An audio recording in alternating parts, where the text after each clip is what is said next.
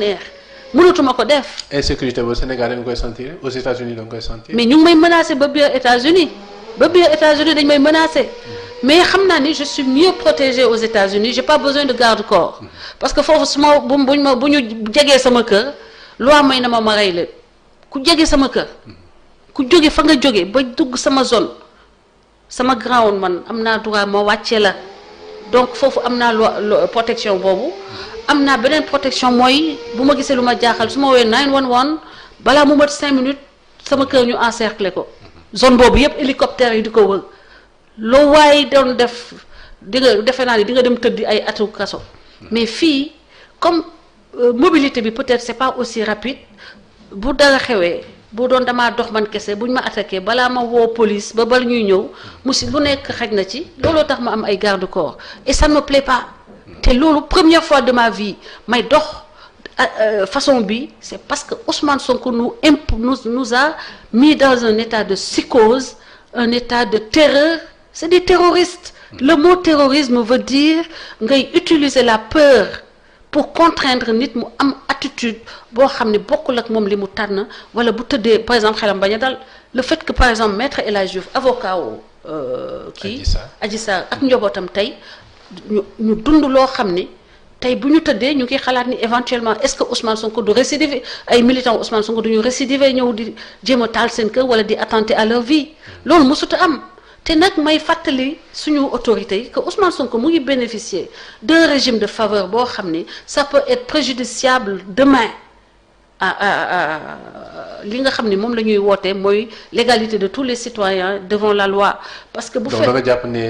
kii bi ñu ko defa contrôle judiciaire bi ñu ko defa mais c'est abusé pour lui c'est abusé moom ak Ndeye Khady yëpp prison yi ñu ngi am ay jigéen yu yor seen i wasin biir prison yor seen i doom ñu leen di toppatoo ñuy màgg biir kaso pourquoi ñooñu jigéen ban lu tax ñooñu ñu mën a ëmb biir kaso wasin biir kaso seen i doom am sax feebar ñu leen di faj biir kaso Ndeye Khady au nom du fait que ils ont tellement blablaté ils ont tellement déblatéré que on lui fait un régime particulier doomam boobu mën nañ ko fajee mën na ko yow biir prison comme yeneen jigéen yi violer les lois bu faju jotee ambulance yóbbu ko ba ci docteur ba bu paree moom bonding mooy li muy teg doomam bu noonu mën na ko defee biir kaso donc exception la favoritisme la en faveur non dama dem ba ni Macky Sall sax dina lakk ay nit. D'accord parce que xam nga lu tax. li ma mën a muñ man mënuma ko muñ bu doon man maa yow maa nekk président de la République Ousmane Sonko mu ngi ci kaso bi parce que ci biir kaso bi y a des présumés violeurs. mais est-ce que yow aussi doo nekk benn danger pour le Sénégal. non déglu non man du ma abuser nit. mais yoon ñëpp a koy respecté man noonu laa mel ba may jàngale ba tey jii yoon c'est pour tout le monde règlement bi dañ koy respecté gis nga bu ma nekkoon président. amul lu nit di def ba Ousmane Sonko di am exception par rapport ak yeneen citoyens sénégalais yi nga xam ne dañ leen wax ni dañoo violé accusés de viol. prison il y a des gens qui sont accusés de viol ils sont en prison di xaar seen jugement. D'accord. comme Ousmane Sonko daa war a nekk comme ñoom. du citoyen boo xam ne dafa war a nekk au-dessus des lois dafa war a nekk comme tous les présumés violeurs qui sont en prison xaar jugement am ñu jugé ko bu dee moom moo wax dëgg. ñu libéré ko mu ñibbi këram.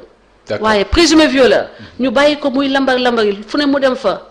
ñu ne wax déet na day def nemmeeku tuur parce que Macky Sall mu ngi def toujours député non. waaye député kon député dafa nekk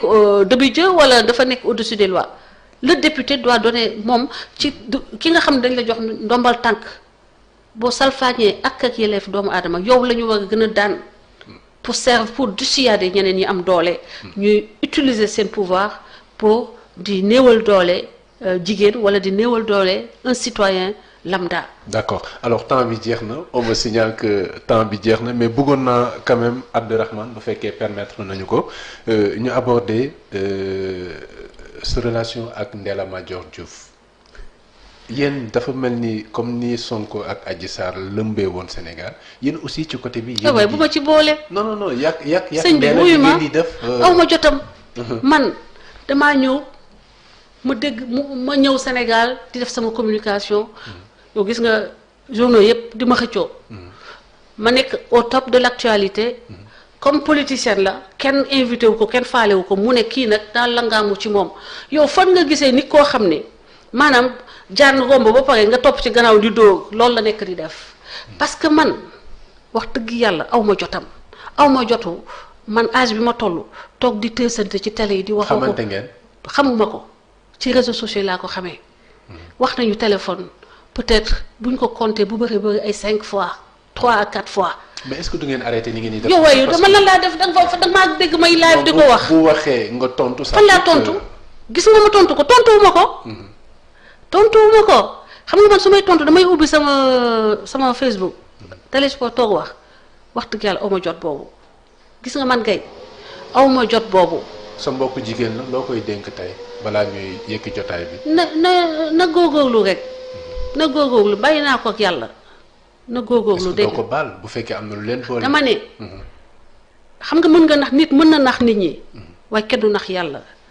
yàlla dina ma àtteeg moom te ci lu gaaw yàlla daf may àtteeg moom man am na loo xam ne sama éducation mayu ma ko sama dignité mayu ma ko fu ma ko saagaa na ko génnee teg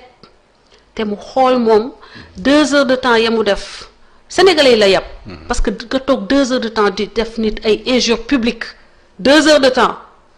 nga toog di sosal doomu aadama naan daf ma doon saaga fële dem Madické xam nga wax na ni nee na Madické Niang daf ma jox 10 millions na génne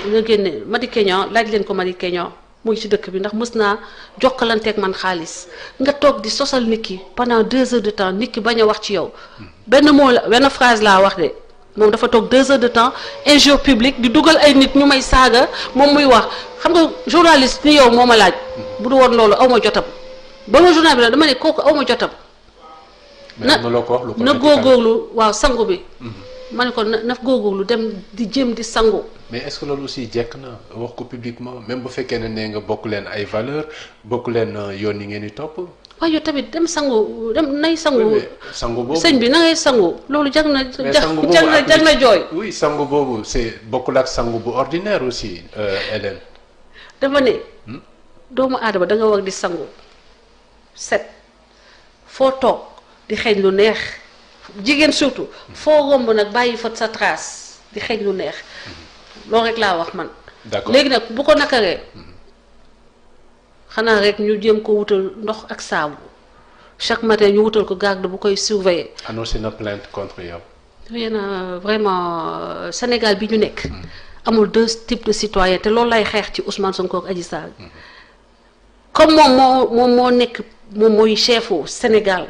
ba nga xam ne am na droit toog 2 heures de temps saaga une citoyenne sénégalaise boo xalam sedd ëllëg sa ñu ne ko del sangu mu xëy daal di dem yóbbu plainte ne moom daf may tëj man mii mën na ma tëj man ñu xool ndax état wu Sénégal dafa am ay citoyens d'exception ak des citoyens de seconde zone te moom mu nekk citoyen d'exception man Françoise ma nekk citoyen de seconde zone loolu dina leer. ce dernier mot. sama dernier mot mooy di nuyu waa CODAS di nuyu ñi nga xam ne ñoom lay àndal di liggéey di nuyu jigéenu Sénégal yëpp di leen wax ni dafa am jamono yoo xam ne nii ñun suñu responsabilité dafa ci société bi nii dañoo am responsabilité ci société bi nañ dellu ci valeurs yi fi Linguère de Nder yi bàyyi woon man visibilité xam nga man maanaam daanaka maa ngi yàgguma fi 15 jours xuma laa fi def dëkk bi di bëgg a tàkk nu mu tudd di bëgg a tas nit ñii di xataraayu ñii di xotti seeni yére ñii di porter plainte ñii di ma sosal ay saaga yu ma leen saaga mais demandez-leur de vous présenter xam naa ni fu ma dem ñu topp sama tànk dañuy topp tànk dañuy foog sama tànk comme ni ay ñoom boogaat di toppee tànk Macky Sall loolu lañ may toppee loolu lañu toppee sama tànk ci presse bi bu ñëwee foog tànk na ngeen ko laaj mu jox leen preuve saaga yi dégg nga ok parce que man waaw xam na moo yi jagul sax ngeen di ko woo moom moo leen di woo ne il faut ma ñëw parce que yàlla waaw yàlla moo def yàlla moo man noonu nii laa ba ma nekk xale ba léegi bayre moom sama bayre du lay taasu il faut mu topp sa fu ma jaar mu topp fa léegi nag loolu jox naa ko ci fi sabili laa mais est-ce que du ngeen ay xarit aussi di ko nëbb Sénégalais yi ma yow man dafa di sama genre ba may xaritoog moom nee na moom ma dugal ci politique xam nga wuy ba xam nga kañ laa ko xam je pense que cette femme-là je l'ai connue après les élections xam nga kañ laa commencé politique 2017 xamaguma ko woon 2017 vérifiel Françoise Hélène Gaye rejoint le Rewmi 2017 la t'appelle c'est facile à vérifier moom mi ma xam je l'ai connu en 2019 xaw ma 2018 moom nee na moom non 2019 après Assane Diouf c'était en 2017 Assane est sorti de prison en 2018 2018 laa ko xam laa wax ak moom nee na moo ma dugal ci politique man 2017 laa def déclaration ni damay jàppale président Idrissa Seck 2012 ñëw naa politiqueal pour le changement en faveur du président Macky Sall j'étais pas son militant dem naa Thiès def campagne 2012 loolu de politique ku jël avion ñëw Thiès fiefam def fa ay débat def fa ay campagne porte à porte. finalement yaa ngi ñuy wan ne yaa ngi Macky Sall yéen a fa. non Macky Sall du question fa man Sénégal laa fa ku nekk côté Sénégal ma nekk ak moom Macky Sall ba ma jàppee ne dafa sori bannière bi. dama ko doon dama jàkkaarloog moom ba ma ko gisee mu dellusiwaat di dox ci li nga xam ne man moom lay rêvé mooy maanaam di tabax di transformer le quotidien des Sénégalais dama ñëw di ko jàppale dama koy jàppale. sa relation ak Assane Diouf en 2 secondes. c'est un frère. et il restera un frère maa ngi koy nuyu de passage dama amul numéro am mais sama frère la et il le restera parce que dama dund ak moom loo xam ne toog naa ay guddi yoo xam ne nelawuma ndax moom ndax bëgg dara bañ koo métti ba dara bañ ko yàq àddinaam donc loolu du mës a effacé wu moom xam na ko man xam naa nag comme am na ñu ma ko gën a bëgg ñu ma ko gën a soxla man dama retiré wu taxawee ne le mais il sait que il pourra compter sur moi anytime saa yu amee soxla boo xam ni man maa ko war a mën a dox xam na ni am na sœur bu toog fidèle pour toujours mais li ma la bëgg a wax mooy ñiy wax ci man yëpp xamuma leen 2012 ñëw naa campagnal Macky Sall ba Macky Sall gagné sama waa koñ sama kër la ñu ñëw xumbali donc xam nga koo xam ne loolu def ko 2012 samay vidéo 2012 mën nañ ko retrouver dans le net campagne élection législative ma ànd ak Talla Sylla jamono yooyu dama ne woon déjà nañ taxaw bu ñu jox tous les pouvoirs Macky Sall parce que mën na dangereux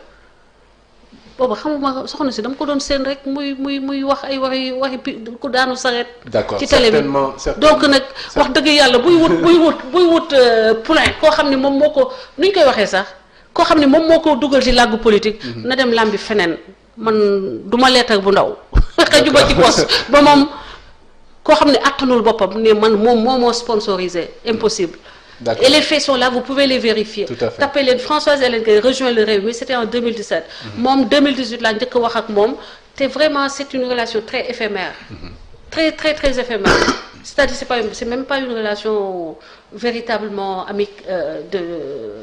qui peut permettre qu'on dise qu'on était amis quoi. Voilà. C'était une relation juste courtoise. Courtoisie man noonu la mel.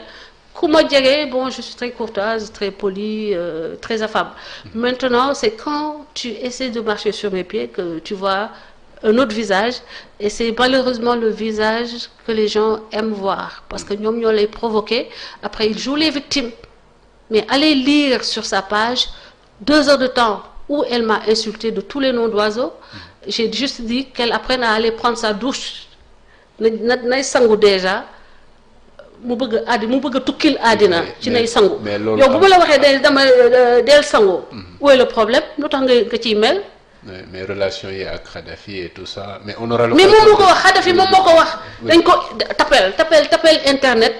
moom moo ko fa Abdourahmane dem leen internet ngeen tapé kooku noonu ak Kadhafi moo ko wax fu ne ba tiitu ko collier diamant bu ko Kadhafi may mais moom il faut savoir contrôler sa langue quand on veut pas que les choses passent du domaine privé au domaine public il faut savoir être le gardien de sa bouche. Françoise Hélène Gaye jërëjëf. merci beaucoup merci maa ngi lay gërëm di la sant. jërëjëf vraiment merci d'avoir été sur le plateau du rendez-vous de Sénégal 7 ni ma ko waxee ci njëlbeenu kàddu yi programmé nañ plusieurs fois mais ce temps bi mooy la ko woon malgré tout rayante nga ba ñëw teewal Sénégal 7 absolument et bientôt war nga retourner aux États-Unis ñu jaajëfal la bu baax ci disponibilité bi certainement Sénégal 7 et vous dinañu garder le contact pour suivre un peu. nga bëgg a préciser que sama billet ba ma koy def man dama am njaboot yu may xaar ñaari tout tànk amul doomu aadama bu mën a tax par exemple ma ni damay reporter sama billet pour ay waxu picc waxu ku daan ko sa ci saret du ma reporter sama billet ndax nit te ay waxu caaxaan taxuma fee ñëw waxu caaxaan du ma fi bàyyi maintenant maa ngi xaar plainte bi maa ngi xaar aussi état ak les autorités ñi nga xam ne moom la ñu dénk je crois en nos forces de l'ordre je crois en la justice sénégalaise maintenant kuy wutee buzz justice sénégalaise je pense que il faut pas aussi que ça reste impuni quand les gens font des plaintes basées sur des relations fallacieuses de la réalité il faut que après qu'il y ait des conséquences parce que sinon on paie des policiers qui vont négliger de vrais dossiers pour s'occuper d'une histoire d'histoire de